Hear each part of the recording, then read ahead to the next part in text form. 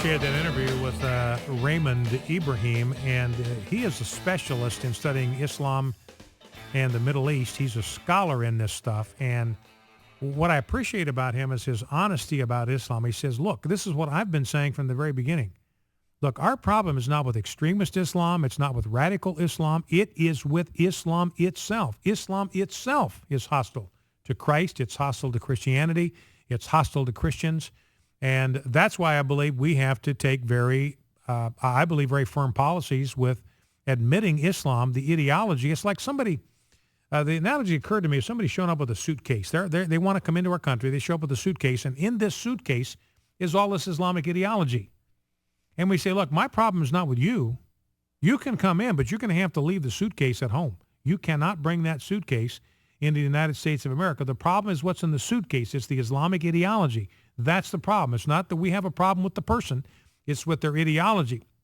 If they want to bring that ideology into the United States, we can't let them in. We say, no, we got no room for that ideology in America. The suitcase has got to stay. You can send the suitcase back home. You can come in, but you got to leave the ideology. You got to leave the suitcase behind if you want to come in. So again, the big factoids of the day, the two major Fisher factoids of the day. Number one, Mitt Romney would not have won even if he'd gotten 70% of the Hispanic vote. That's number one takeaway from today, the Fisher factoid of the day. Mitt Romney would not have won if he'd gotten 70% of the Hispanic vote. So this mindless chasing of the Hispanic vote, it's a fool's errand.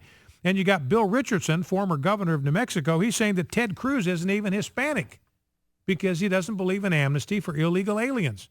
So he says, I don't even think he should be defined as a Hispanic. So here's Ted Cruz. Look at the last name, Cruz. And Bill Richardson, look at his last name. Now, Richardson's a Hispanic, but his last name is Richardson.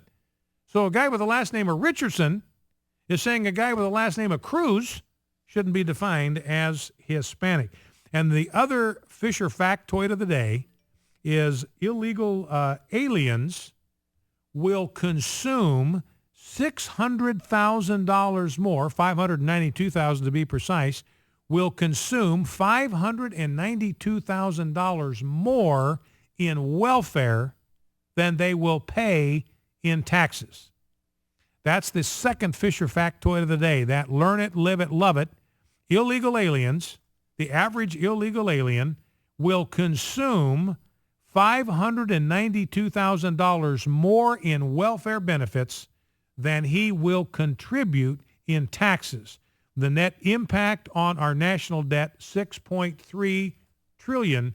And as Jeff Sessions pointed out, this bill is going to mean 57 million illegal immigrants coming into the United States. So I encourage you to look at that Heritage Foundation study if you have time, because it is explosive. Now, speaking of explosive, well, I want to get to some sound bites about the Libyan embassy. And by the way, our phone lines are back up. We've had a little technical trouble with the software and our call screener software. Our phones are back up, so give us a call, 888-589-8840.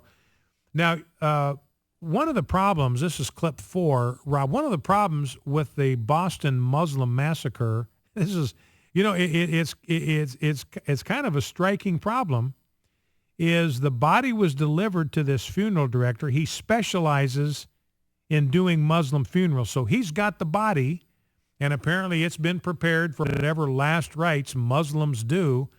And now this guy has a huge problem. This guy's got a mondo problem. He cannot find any place to bury Tamerlan. Let's listen, clip 4. And I handle a lot of Muslim funerals here.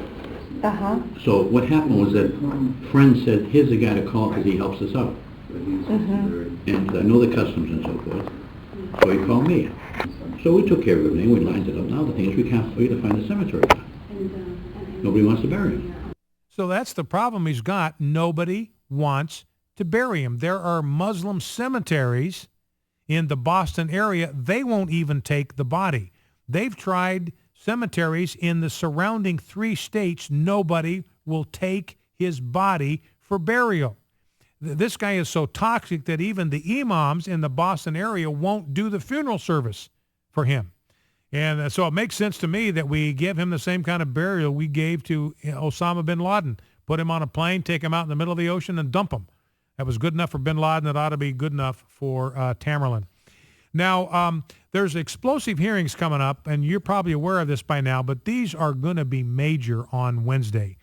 We're even weighing on this, American Family Association, we're weighing in on this, saying, look, the American people deserve the truth about what happened in Benghazi, and so we're sending an action alert out. It's going out today. We're encouraging you, when you get this action alert, take action on it. We'll give you the ability to communicate immediately with your 2 senators and your representative.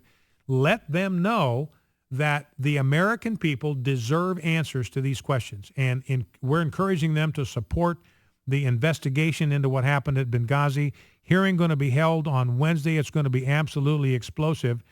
Let's grab clip number 5. This is Stephen Lynch. He's a Democrat. This guy is a Democrat, and he sits on the House Oversight Committee that's going to hold this hearing on Wednesday. This is how bad things are getting, that the Democrats are trying to get as far away from Obama and the administration on this Benghazi thing as they can. Because you remember that the administration said coming right out of the chute, this was all the fault of this YouTube video. This YouTube video stirred up all this anger in the Islamic community. There was this protest outside the Libyan consulate. They went nuts. They went crazy. They attacked the compound there, or the annexer. Never would have happened if it hadn't been for this video. Now we are finding conclusive proof that the administration knew from Jump Street that this thing was a terrorist attack. They knew that Al-Qaeda was behind us the night that it happened. The night that it went down, it happened. And now we're going to find out that there were assets that could have been deployed, that could have gotten there in time, perhaps, to save the lives of the last 2 members of that compound that were killed in that by mortar fire 7 hours after the attack started. Now, here's Stephen Lynch, clip number 5. This guy is a Democrat. And listen to what he admits about the talking points that President Obama gave at the United Nations, Susan Rice gave on national TV 5 times the Sunday after it happened. Hillary Clinton bloviated endlessly about the YouTube video. And here is what a Democrat, Stephen Lynch, had to say about all that malarkey. Congressman Lynch, weren't the talking points the administration put out in advance of Susan Rice's appearance on those 5 Sunday shows, weren't those talking points scrubbed? They certainly weren't accurate. I don't know what the process was there, but absolutely, they were false. They were wrong. There were no protests outside of the Benghazi compound there. This was a deliberate and strategic attack on the consulate there. So this is Stephen Lynch. He's the Democrat, and he says, look, they were inaccurate, they were false, and they were wrong. I mean, those are words from the lips of a Democrat. And all this is going to come out on Wednesday. This is going to blow the lid completely off the cover-up that the White House has tried to maintain. And by the way, realize that because of this lie, and ladies and gentlemen, there is no way to put this. This was a bald-faced lie that President Obama told the UN, that Hillary Clinton endlessly repeated, that Susan Rice blathered about on 5 Sunday morning. This was a lie. It was a total bald-faced lie that a YouTube video is responsible. The reason I call it a lie is they knew that it was a lie. They knew that Al-Qaeda was responsible. They knew that this was a terrorist attack. It wasn't some kind of movie review gone bad. This was a very deliberate, orchestrated, coordinated terrorist attack by an arm of Al-Qaeda. Ansar al-Sharia, it's the Al-Qaeda affiliate in Libya. They knew this the night it happened.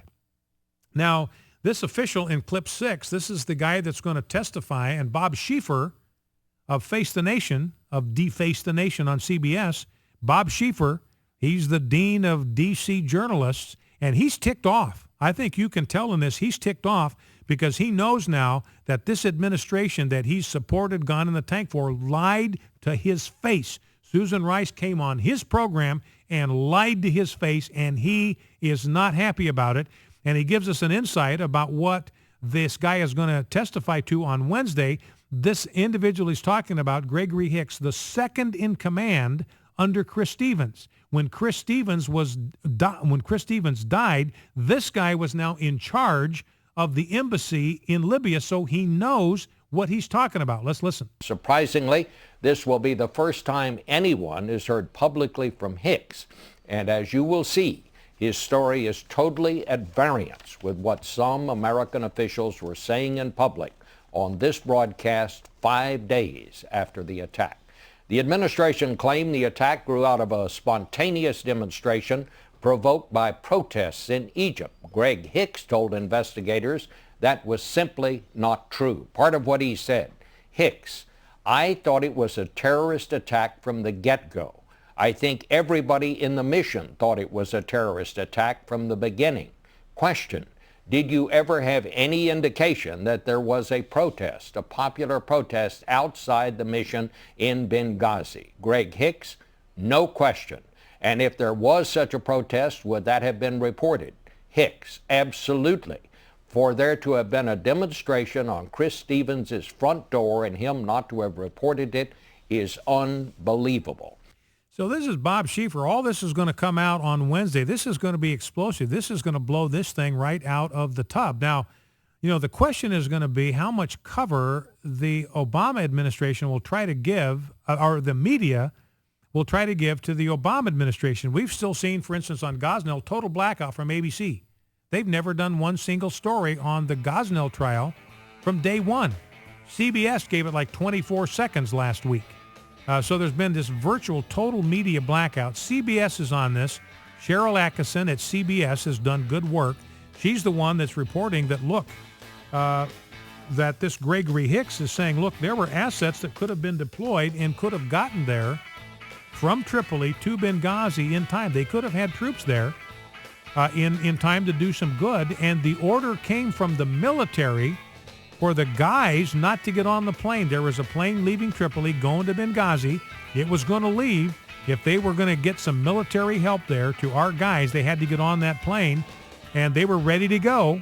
Embassy putting these guys on the plane. They were getting ready to board the C-130, and the military said, no, you can't go, and they left these guys to die at the compound. Focal Point AFR Talk.